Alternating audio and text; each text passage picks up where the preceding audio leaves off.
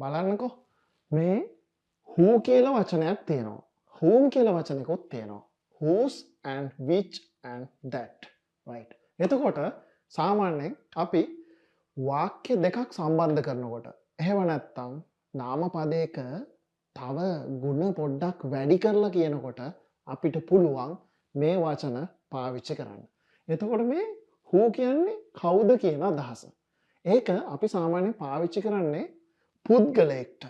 පුද්ගලයෙක් වාක්‍යයක සබ්ජෙක්ට් එකක් විදිහට ඉන්නකොට තමයි අපි මේ who කියන එක පාවිච්චි කරන්නේ. right. එතකොට whom කියන්නේ මොකද්ද? whom කියන්නේ කාව කාට කියන අදහස. එතකොට ඒ පුද්ගලයෙක්ම තමයි. හැබැයි වාක්‍යයක ඔබ්ජෙක්ට් එකක් විදිහට අපි පාවිච්චි කරනකොට තමයි මේ whom කියන එක පාවිච්චි කරන්නේ. පැහැදිලිනේ? right. එතකොට whose කියන්නේ මොකද්ද? whose කියලා කියන්නේ කාගේ කියන අදහස. එතකොට මේ කාගේ කියන එක අපි ඕනර්ෂිප් එකක් ගැන කියනකොට මොන හරි දෙයක අයිතියක් ගැන කියනකොට මේ whose කියන එක පාවිච්චි කරනවා. right. which කියලා එකකුත් තියෙනවා. which කියලා කියන්නේ මොනවා හරි දෙයක් ගැන. එහෙම නැත්නම් මොනවා හරි සතෙක් ගැන අපි දෙයක් කතා කරනකොට. එහෙම නැත්නම් වාක්‍ය දෙකක් සම්බන්ධ කරනකොට මේ which කියන එක පාවිච්චි කරනවා. ඒ වගේම අන්තිමට that තමයි වැඩිපුරම පාවිච්චි වෙන වචනේ. right. that එක පාවිච්චි කරන්නේ එක්ක පුද්ගලයෙක් එහෙම නැත්නම් දෙයක් ගැන කියනකොට අපිට මේ that කියන එක වාක්‍යයක පාවිච්චි කරන්න පුළුවන්. right.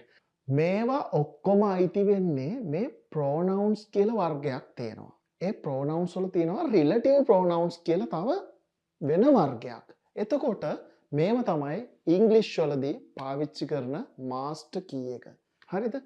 අපිට මේ ටික හරියට දන්නවා නම් අපිට වාක්‍යයක ඕනම තැනක හරිම ලස්සනට මේ ටික පාවිච්චි කරලා වැඩේ ගොඩ දාගන්න පුළුවන්. ඒ කියන්නේ දැන් මම කියන කෙනා ගත්තොත් මම, මට, මගේ, මා විසින්, මා වෙත එක එක අදහස් වලට මට කියන කෙනාට එක එක විදිහට රඟපාන්න පුළුවන්. අපේ ජීවිතෙත් අපි එහෙමයි. එක එක තැන්වලදී එක එක විදිහවලට රඟපානවා. ඒ වගේ තමයි මේ pronouns කියන ඒවත්. එක එක වෙලාවට වචන එක එක විදිහවලට රඟපාන විදිය තමයි මේකෙදි සරලවම කියලා දෙන්නේ. අපේ පන්තිවල අපි මේ ගැන හරිම ලස්සනට කියලා දෙනවා ඔයගොල්ලන්ට. ඔයගොල්ලන්ට මේ ඉංග්‍රීසි පොඩ්ඩක් පැටලිලා වගේ තියෙනවා නම් එච්චර හිතන්න එපා. පන්තියකට ඇවිල්ලා බලන්නකෝ. ඒගොල්ලෝ ඉගෙන ගන්න විදිය හරිම ලස්සනයි.